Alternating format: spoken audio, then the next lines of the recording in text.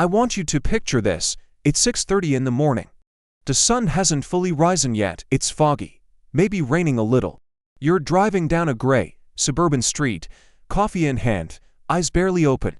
Suddenly, before you even look directly at it, something bright pops in the corner of your eye. You slam on the brakes. A massive yellow block rolls past, a school bus. But have you ever stopped to ask, why yellow? Think about it.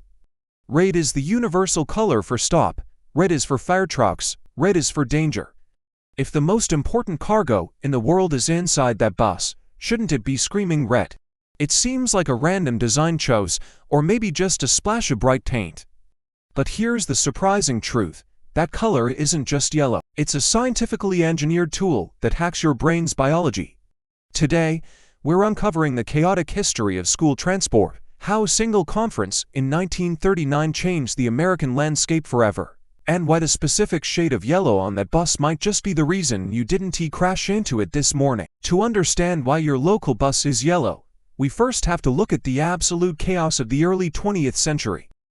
Before 1939, sending your kid to school was basically a gamble.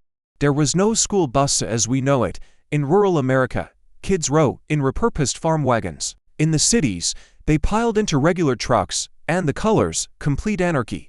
Some districts painted their trucks patriotic red, white, and blue. Others just left them dull, rusty metal. Imagine the dark ages of traffic safety. No standards, no flashing lights. Just a bunch of random vehicles stopping in the middle of the road to let kids out. Drivers didn't know if that truck ahead was delivering milk or carrying 30 kindergarteners. It was dangerous, confusing, and frankly, a disaster waiting to happen. Enter Dr. Frank W. Sear. In 1939, he decided enough was enough. He organized a massive conference at Columbia University with representatives from 48 states. His goal: pick a standard color that screamed school bus from a mile away. But this wasn't just an art project, it was a science experiment. And this brings us to point number 1. The biology of contrast. They considered red. It makes sense, right? Red means stop. But Dr. Sear and his team realized a fatal flaw with red. In the dim light of early morning, or late afternoon exactly, and buses run red actually grows darker.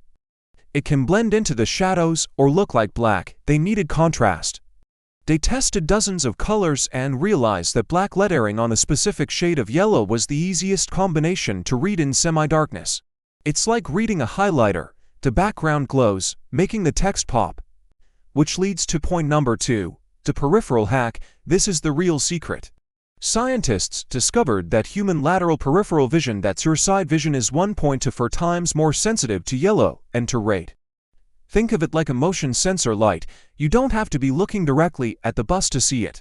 Your brain registers that specific yellow frequency before your conscious mind even knows what it is. It forces you to pay attention. It's a biological heads-up display built into your own eyes.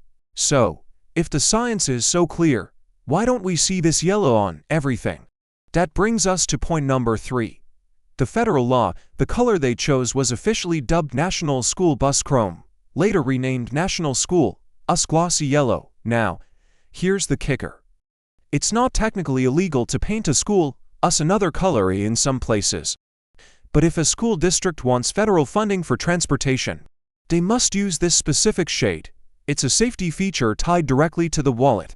The government basically said, you can paint it whatever you want, but we're only paying for the yellow ones. So, the next time you're stuck behind a bus, annoyed that you're going 20 miles an hour, don't just look at it as a slow-moving annoyance. Look at that paint. You're re-looking at a design that was voted on by 48 states in a single room in 1939. You're re-looking at a color specifically engineered to hack your peripheral vision and wake up your brain before you even realize you're re-seeing it. It's not just paint. If this surprised you, hit like and subscribe to Surprising Simple Secrets. We've got a lot more hidden stories behind the everyday things you take for granted. See you in the next one.